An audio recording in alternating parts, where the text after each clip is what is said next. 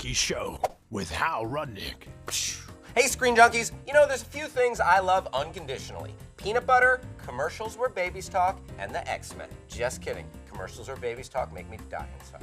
The new X-Men movie, Days of Future Past, has slowly been releasing more and more info, like the fact that they just cast Peter Dinklage. Awesome. But the question on every fan's mind is this movie gonna be any good? Or are we gonna have another X-Men 3 scenario? Talking Ratner, y'all. We brought an esteemed panel of experts in to discuss. This panel's like way more esteemed than I thought we could even get. Good job.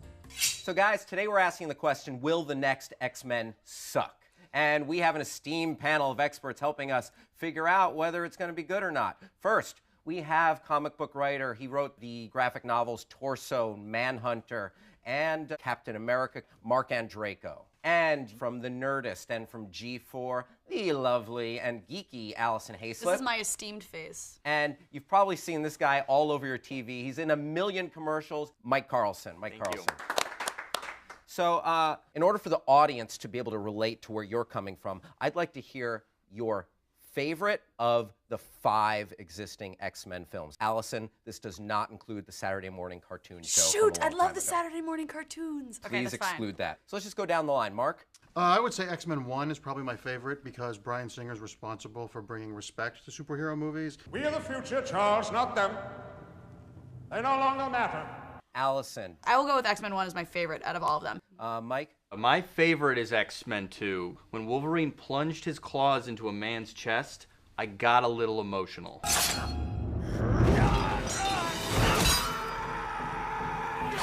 I didn't cry, but I was like, this is what I always wanted to see. X-Men Days of Future Past, directed by Bryan Singer, is on the horizon. Mark, can you give us a quick synopsis of what the plot of Days of Future Past will be? Not the movie, but the comic book that they're using as inspiration.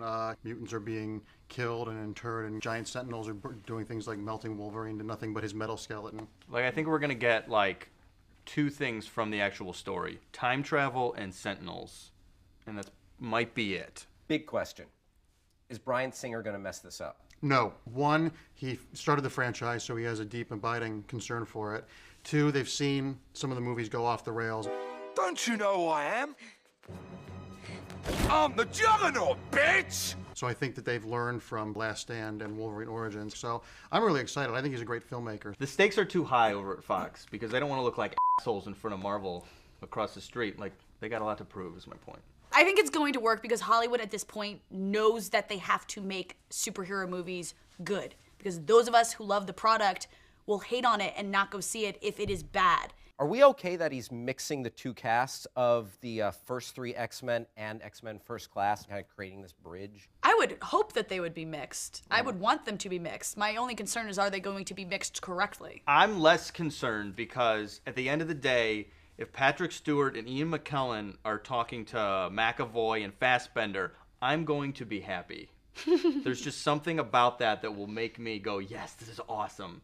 I still think there's some pitfalls. I mean, Bryan Singer isn't Teflon. Superman Returns? That's an easy scapegoat for that movie. That movie took on so much crap that it didn't deserve. And yeah, it's a flawed movie, but I'd rather see an interesting Bryan Singer failure than a Brett Ratner success. People are a little nervous about the CG, because the CG in Jack the Giant Slayer doesn't look great. And you can overlook, like, okay CG if the movie's good. I gotta say, Wolverine's claws in the Wolverine origin story, they look terrible. That didn't take you out of the movie at all?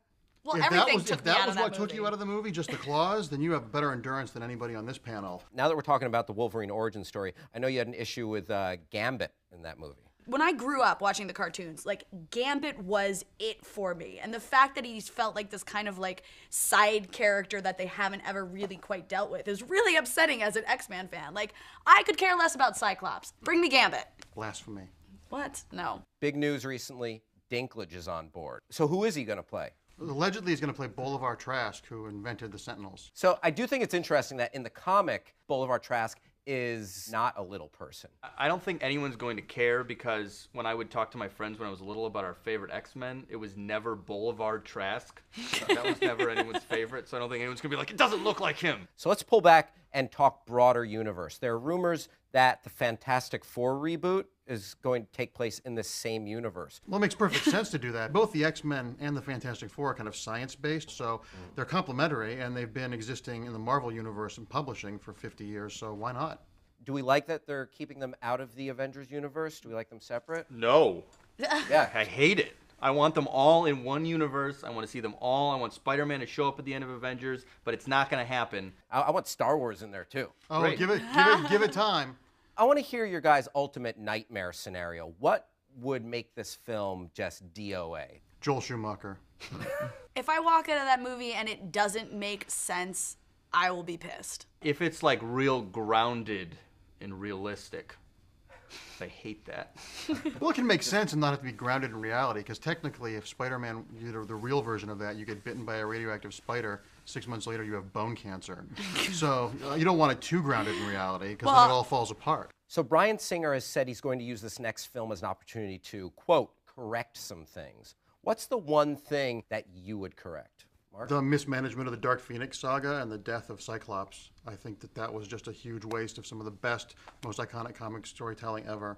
Mine would be Deadpool not having katanas shoot out of his hands that are longer than his forearms. Because how does he bend his elbows? Come on! So you'll suspend your disbelief and get on board that mutants exist, but you won't suspend your disbelief when it comes to the size of a katana. Because his blades are adamantium and they don't bend. Point taken.